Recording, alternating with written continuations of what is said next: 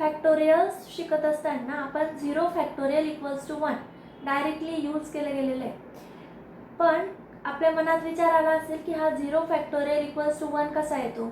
तर ह्या प्रश्नाचं उत्तर देण्यासाठी आजचा व्हिडिओ मी बनवलेला आहे. तर बघा, मग आधी आपण रिमाइंड करूया व्हॉट इज फॅक्टोरियल. तर फॅक्टोरियल काय आहे, एखादा नंबर नॅचरल नंबर कन्सिडर केला, सपोज काहीतरी n, तर त्या nचा फॅक्टोरियल म्हणजे काय, तर n पासून तर मागे 1 पर्यंत जेवढे पण नंबर्स येतील त्या सगळ्यांचा प्रोडक्ट करणं म्हणजेच काय, तर फॅक्टोरियल. जसं की फॉर एक्झाम्पल हे पहा, फॅक्टोरियल 5 फॅक्टोरियल म्हणजे काय असणार आहे, तर 5 × 4 × 3 × 2 × 1. सिमिलरली 4 फॅक्टोरियल काय असेल, 4 × 3 × 2 × 1. तर 3 फॅक्टोरियल काय असेल, 3 × 2 × 1. त्याचप्रमाणे कुठल्याही n साठी n फॅक्टोरियल काय असणार आहे, तर n × n - 1 × n - 2 × n - 3 up to कुठपर्यंत, 1 पर्यंत. तर हे आहे फॅक्टोरियल. मग 0 फॅक्टोरियल इक्वल्स टू 1 कसा येतो हे मी 2 मेथड्सने शो करणार आहे. तर त्यातली पहिली जी मेथड आहे ती पाहूया.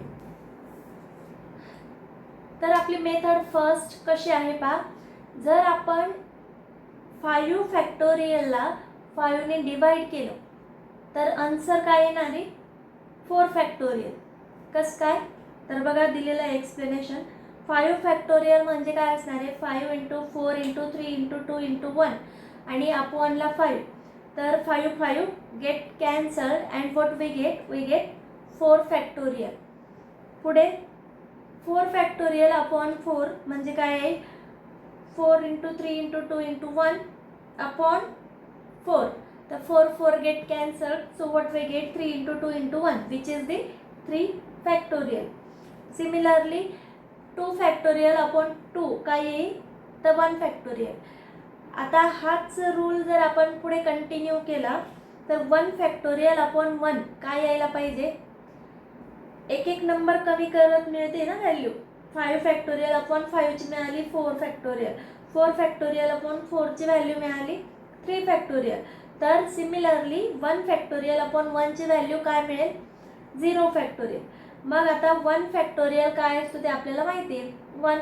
सो 1 व्हॅल्यू पुटअप केली की 1 अपॉन 1 काय मिळणार आहे, 1.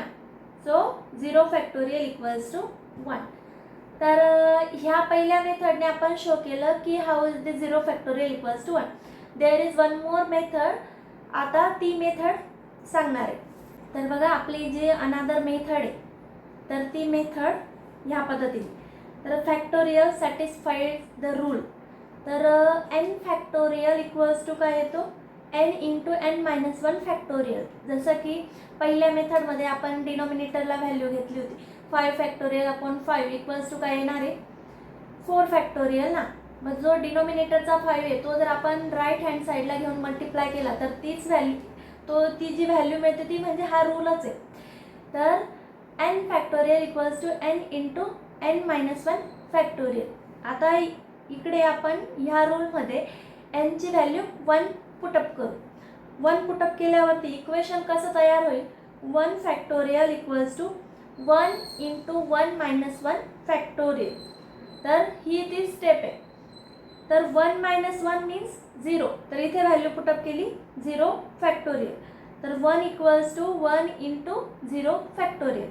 आता 1 इक्वल्स टू 1 ने कुठल्याही नंबरला मल्टिप्लाय केलं की तोच नंबर मिळतो, म्हणून मिळालं equation 0 factorial equals to 1.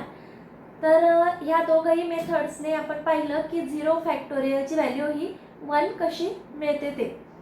Video आवडला असेल तर व्हिडिओला लाईक करा, शेअर करा आणि चॅनलला सबस्क्राईब करा. थँक्यू.